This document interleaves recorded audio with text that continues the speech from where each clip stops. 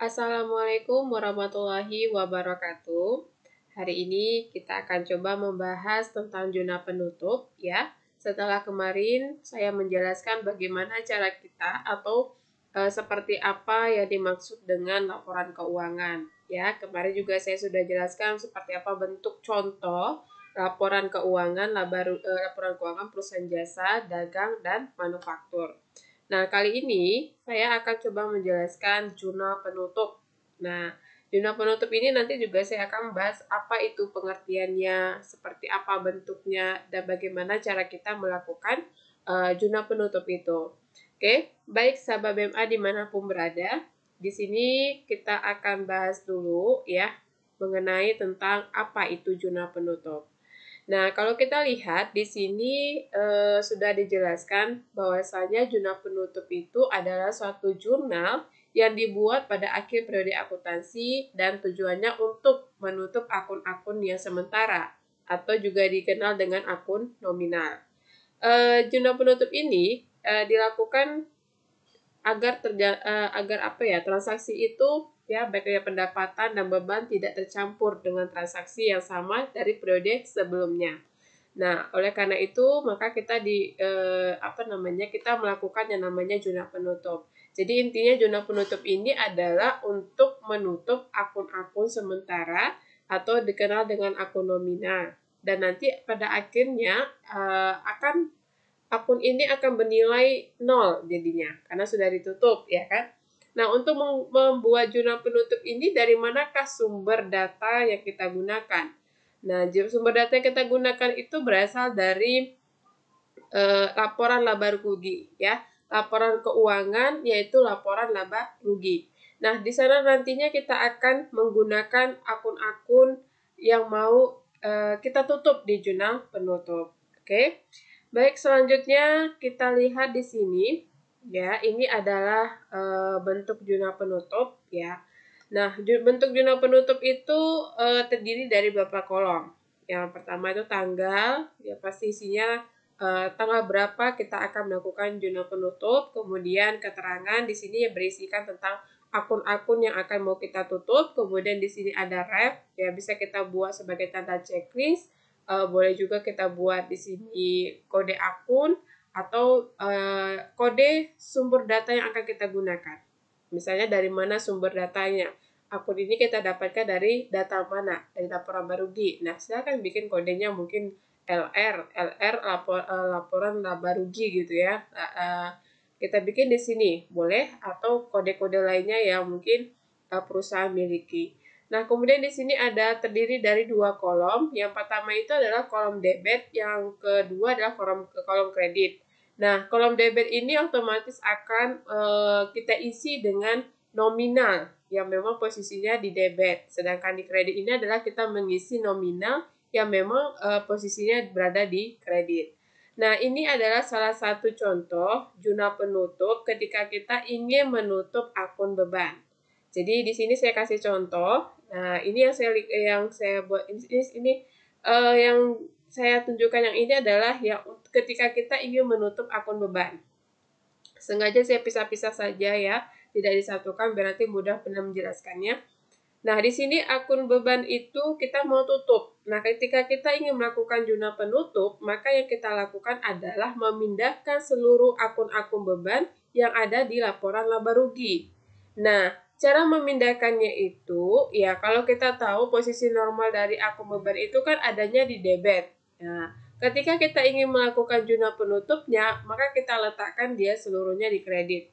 Jadi, semua akun-akun yang ada di laporan laba rugi, itu kita pindahkan ke dalam jurnal penutup, tapi tempatkan dia di dalam atau di posisi kredit, seperti ini.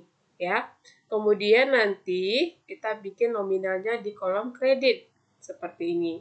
Nah, kemudian bagaimana dengan posisi debit? Posisi debit itu nanti kita akan kaitkan dengan ikhtisar laba rugi. Jadi nanti semua beban dipindahkan, kemudian nanti akun ikhtisar laba rugi kita tempatkan di sebelah debit. Nah, bagaimana dengan nominalnya? Ini dia. Nanti nominal dari masing-masing akun ini kita pindahkan ke posisi kredit ya. Setelah itu kita jumlahkan, berapa jumlahnya keseluruhan, baru kita letakkan di posisi debit di sini. Nah, nanti akan jumlahnya ini akan menjadi sama. Ya, nanti akan jadi sama. Jadi kita jumlahkan dulu semua yang ada di kolom beban-beban yang ada di kolom kredit ini, kemudian nanti kita pindahkan total nominal itu ke sebelah debit. Dan itu akan menjadi nominal ikhtisar akun ikhtisar laba ruginya. Oke.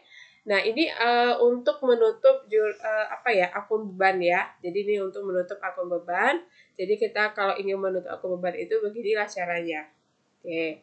Baik, kemudian selanjutnya kita lihat di sini ketika kita ingin menutup akun pendapatan. Nah, sama, ketika kita ingin menutup akun pendapatan itu, maka kita terlebih dahulu isi kolom tanggalnya. Kapan kita ingin melakukan penutupan jurnal? Misalnya tanggal 31 Desember 2017. Nah, kita buat di sini periodenya. Kemudian keterangannya kita buat di sini. Apa yang mau kita tutup? Nah, di sini kita mau tutupnya pendapatan. Berarti seluruh akun-akun pendapatan yang ada di laporan laba rugi kita pindahkan kemari. Kalau kita ketahui ya, pendapatan itu kan posisi normalnya ada di kredit. Maka karena kita ingin melakukan jurnal penutup, itu berarti kita pindahkan posisinya. Yang tadinya di kredit kita pindahkan ke debit. Nah, dia akan seperti ini. Pendapatannya ya ada kita letakkan di debit. Nah, kemudian nanti di kreditnya itu adalah ikhtisar laba rugi. Kita buat dia temannya itu ikhtisar laba rugi seperti ini. Nah, kemudian seluruh nominal yang ada di akun laba rugi itu terkait dengan pendapatan yang akan kita pindahkan, itu kita pindahkan juga satu persatu, sesuaikan berapa nominalnya masing-masing. Kalau pendapatan di laporan laba rugi itu ada 1, maka buat saja 1. Tapi kalau ada 6, maka kita buat 6. Pisah-pisahkan dia. Tidak boleh digabung semuanya, tapi dipisah-pisahkan. Pendapatan bunga, pendapatan komisi, pendapatan komisi. Jadi jangan dilakukan yang namanya penyatuan ya.